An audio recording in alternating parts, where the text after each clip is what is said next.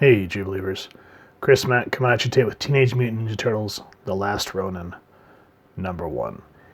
And I was really hesitant about this book when they announced it. I really dragged my feet. I did not know if I wanted to pick it up. But now that I have it in my hands and I've read it, again, it's one of those times where my expectations have been subverted because this was excellent. This is an example of classic story, like comic book storytelling. And I think what really kind of killed me at first, like, yeah, it's oversized. So if you compare it to like a normal comic book, so let me see if I can grab one real quick. Stand by here. So you can kind of see that it's a little bit bigger, a little bit wider. The only downfall is trying to fit this thing in a plastic is a pain in the butt. I have not been able to find one that fits. And the other thing that kind of threw me that I didn't like is the $9 price tag. I thought that was a little ridiculous, but it's double sized, so that's probably about the size of a trade paperback. Now, a lot of people always kind of get these terms mixed up. Some people say graphic novel. Difference is a graphic novel will be like one self-contained story. Some examples off the top of my head would be like The Killing Joke and Grant Morrison's Arkham Asylum. Those were standalone stories. You know, they were pretty thick and they were a self-contained story. A trade paperback will take X amount of issues and collect it into something like this. That's what a trade paperback is. So this is the size of like a collected trade. So for $9, I'm okay with that because a normal, like some, not all places, but a lot of collected trades for like this size would be like 12 to 15 bucks. So $9 for an oversized book like this is not too bad. Now, with that said, a little bit of backstory, and this is something I just kind of learned is after I read it and I was kind of going through and seeing what other people thought of this. First and foremost, this does not follow the IDW timeline. So if you're reading IDW Ninja Turtles, if I understand this correctly, this has nothing to do with this. This is supposed to be kind of like the conclusion, I believe, of Liard and Eastman's original Ninja Turtle story arc. I was watching another reviewer and they were saying that this was originally like a 20-page draft that Eastman and Liard had done, and then they expounded on it, and then of course the Turtle IP is owned by IDW, so that's why it's through IDW. But yeah, this follows the original Teenage Mutant Turtles timeline from what I understand. So a little backstory there. Now let's go ahead and jump into it. I'm going to try to work with this. One thing about these type of pages is they're hard to hold open, so bear with me. I have to use a weight to kind of get the page open, and it's such a pain in my butt. Like right now, even just trying to do this one-handed while I hold the camera is, of course, killing me. Yeah, it's not going to work. So first and foremost, it's stories by Kevin Eastman, Peter Liard, and Tom Waltz. Script, Tom Waltz and Eastman. Layouts, Eastman. Pencils, inks, Esau and Isaac. Page 39 art. So you kind of see there's different people. Ben Bishop. Color assistants, Samuel Plata. Colors, Luis Antonio Delgado. Letters, Sean Lee. Additional editorial coordination by R.G. Liera. And edits by Bobby Curnow. So that's who's worked on this book. And of course, the Teenage Mutant Ninja Turtles were created by Kevin Eastman and Peter Liard. Finally got the page open. So sorry about that, folks. Just these collected trades are a real pain in the butt. Now, first off, I like how the artwork is just this gritty fill as you open up. And even though it's this one turtle by himself, you see all these other dialogue boxes kind of coming in behind them. And the way the dialogue is written, it really knows how to set the tone. So, for example, you know, it says, where was it? It says, forget the temperature. The toxicity level's got to be off the charts. You'd have to be crazy to swim in that sludge. Maybe. But no bridges and no boats don't leave me much of a choice. He's like, you know, it's just, you see that there's, you know, we have this turtle, weathered, has a real grit about him.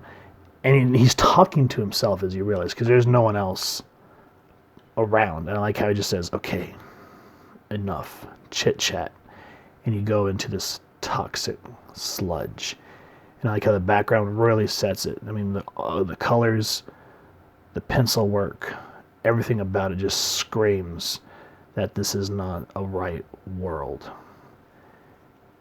And as you go further in, you open it up to this gorgeous splash page. So you kind of see that this is a dystopian future.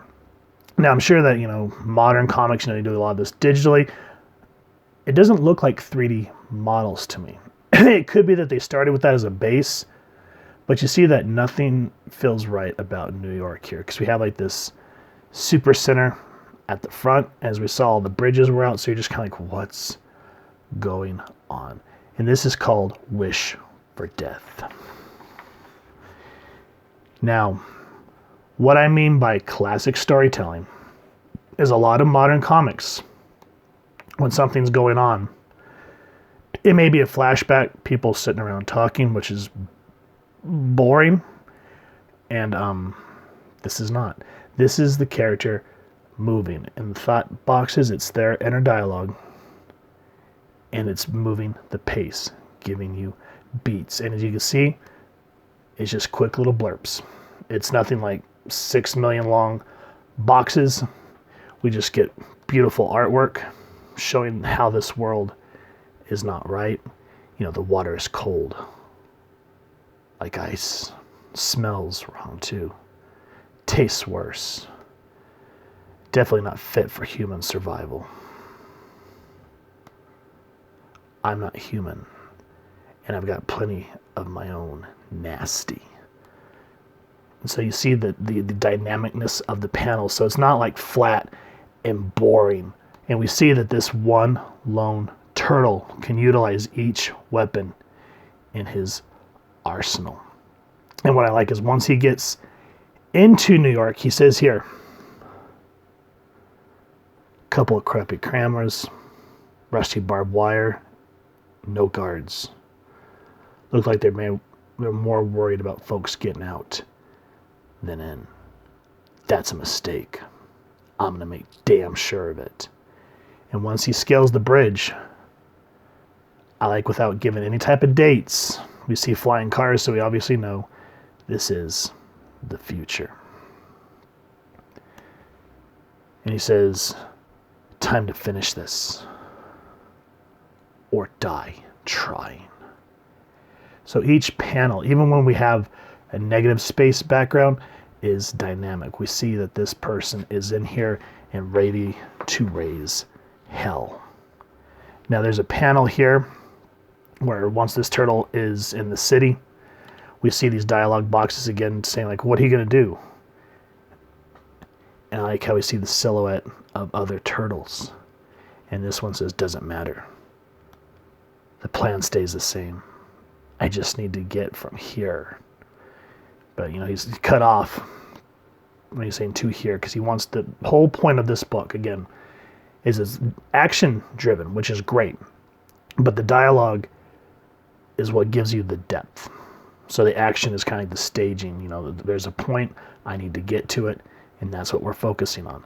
Now, one thing I do want to point out here is if you guys have not watched The Toys Who Made Us, no, yes, I don't remember what season, but the Ninja Turtles episode, I really appreciate that they made sure to point out how Kevin Eastman and Peter Laird fleshed out the comics and whatnot and what inspired them. And Eastman has said that his main inspiration for his artwork was Frank Miller. And if you look at the artwork here, you can kind of see, even though this isn't him drawing, I understand that he did the layouts. So you see him channeling his inner Frank Miller. There's the other YouTube person that I was listening to. They were describing how this book to them felt like Escape from New York and The Dark Knight Returns, which I can see. But what this really, to me, feels like is the first miniseries of Wolverine, which Chris Claremont wrote and Frank Miller penciled. That's what this feels like, where Wolverine's trying to get to Shingen's dojo, or I don't remember what it was called, but that's what this reminds me of. This character is hardened like Logan. I mean, he kind of has that older Bruce Wayne feel too.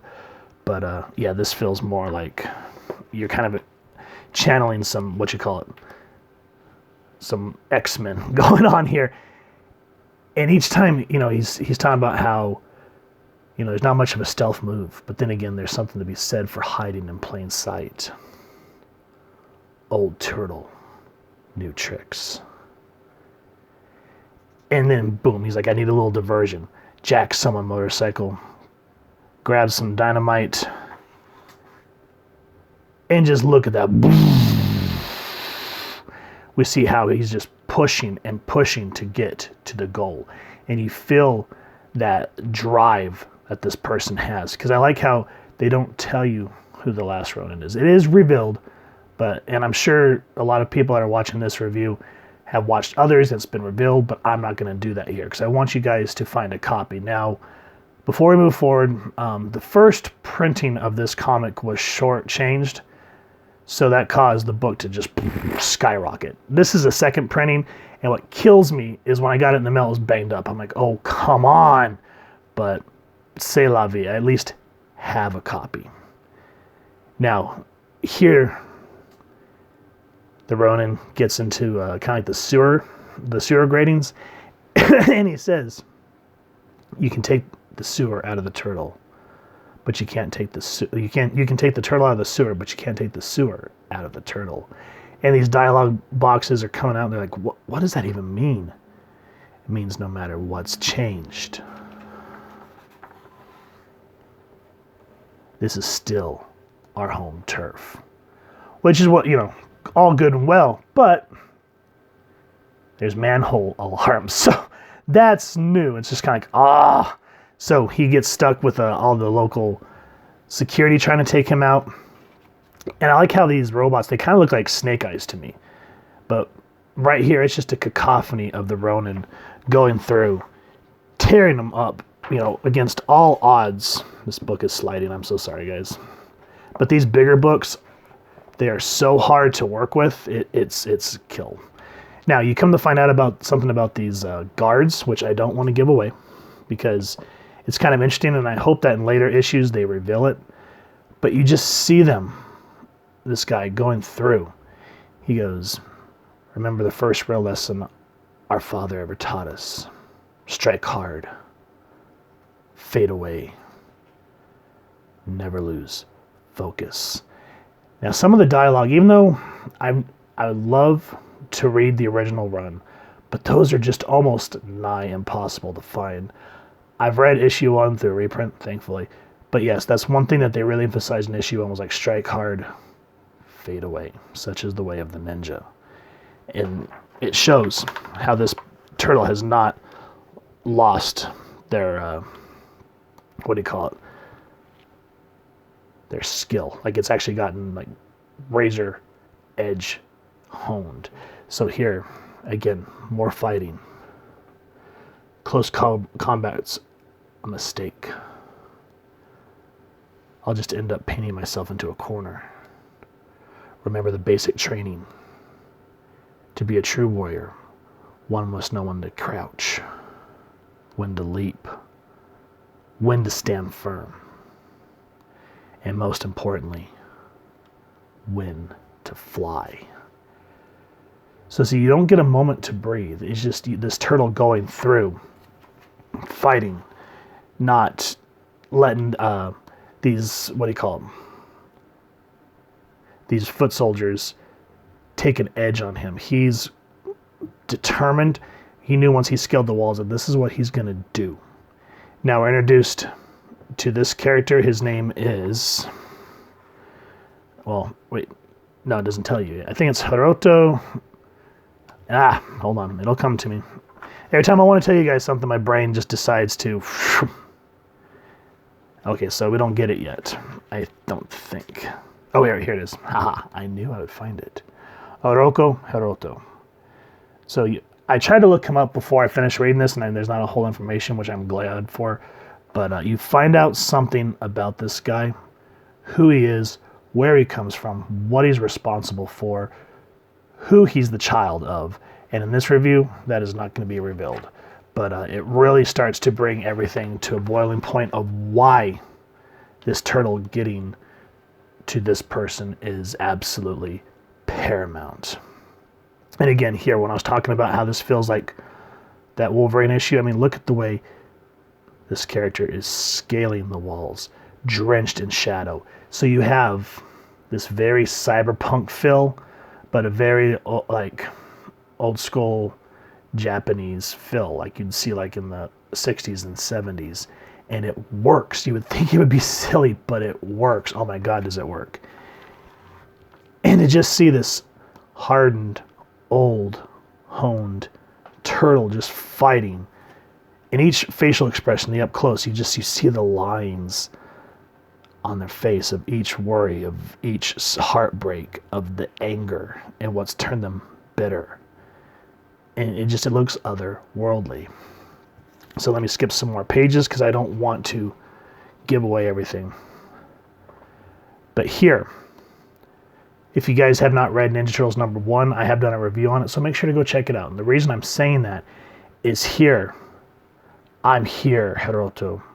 Your destiny's at hand. Face me. Now the reason I say that is this reminds me of issue 1. When Splinter reveals who Hamato Yoshi is. No. Oroko Saki, I'm so sorry. And Splinter says, I must ask you to seek revenge for me. And they have Raph go and give a challenge to the Shredder. This reminds me of that. Of Raph just going through the city, stealth-like, taking out characters where he needs to just to deliver the message to the Shredder. Now this is a little more of a direct attack. But nonetheless, you can feel that harken back to the original Turtle story. Now, everything feels like it starts to spiral out of control. This turtle gets launched out the window by some futuristic, they look like mousers. And again, I'm having really trouble with this book. But he says, I'm falling, failing. It cannot end like this. So there's really, you feel the heartbreak of this character and you're just like, what's going on? Who is this turtle? And you see the pain somehow still alive. And this turtle's always saying, why are you letting all your robots fight for you? Face me. And so he's frustrated that his first attempt at getting at this guy has failed. And so some things happen. He's able to get away.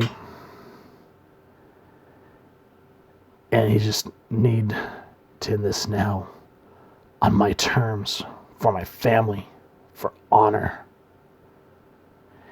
Dude, you don't gotta do quiet. No more talking. And I love this where he pulled out Donnie's bow, Leo's blades, Mikey's nunchucks, Raph's sai.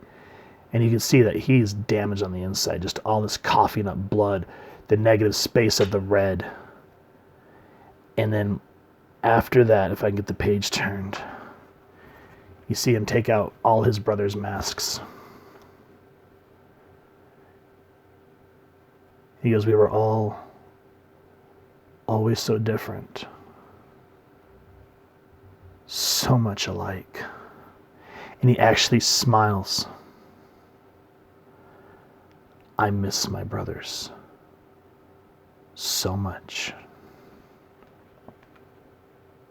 I miss my father more than anything else. I wanted to make him proud. Now he thinks that he's failed. So just like they were going to have Shredder do in issue 1, he wants to do seppuku, I think, or seppuku. I forget how to pronounce it. But he goes, I'm sorry, Father. I failed. Please forgive me. Now something happens. I'm going to stop it right there. I just kind of wanted, I apologize for the book flopping all over the place, but these double-sized books are really hard to manipulate compared to like floppies. So forgive my hands all over the place for that. But as you can see, this book, I got a funny feeling that if this continues to keep up the pace that it has, because there's times where you'll read issue 1 and you're like, oh my God, that hit me like a ton of bricks, but then the story will just go downhill. If they take their time with this, pace it, keep the mood, I could see this being one of these books that will go into the mythos, just like The Dark Knight Rises, just like Chris Claremont and Miller's Wolverine, just like The Killing Joke. So fingers crossed, guys. You don't see comic books written like this anymore, where you get gorgeous artwork overall, but when the action happens, there's negative space, and it doesn't feel flat. It's dynamic paneling, because what you're focusing on is the action, the anatomy of the body and movement, and it's for a reason, not just because you're pressed for time. If this has a late release and it's because they want to perfect the story, I'm okay with that. Now, if it's just late for late's sake, like let's say, what was that book called? Oh, the one that Jeff Johns just did, Doomsday Clock, there it is. Then there's no excuse for that. This, however, if they take their time, because I think it's supposed to be 6 issues, I will stay with this. This is absolutely gorgeous, and I want more. It's been a long time since I've been excited about a Ninja Turtle book. Guys, do not sleep on this. If you're at your local comic shop or you see someone selling a copy of this, because right now the only ones you can get your hands on are second printings, but if you can get your hand on a first printing, my friends, you are in luck. So yeah, Teenage Mutant Ninja Turtles, The Last Ronin, #1. Absolutely astounding. I give this my highest recommendation as a comic book reader of umpteen years. So please, first and foremost, get on the phone with your local comic shop and see if they can get you a second printing. I don't know if there's a third printing out. And definitely make sure you're on the list for issue 2, because I don't think that's come out yet, and that's what I plan on doing later today. And if you've enjoyed this review, we really would appreciate it if you take a moment to hit like, share, and subscribe. Helps the club channel more than you can possibly know. And if you wouldn't mind hitting that little Heroes and a Half shell bell next to subscribe, that way as we continue to upload content, you guys will get notified. And you can come to the channel, and we love talking with y'all and hearing your feedback down in the comments below, or on our social media pages, which I'll make sure to leave the links down in the description. So with all that said, thank you so much for stopping by. I hope you all continue to have an absolutely tubular day reading, and happy hunting, true believers.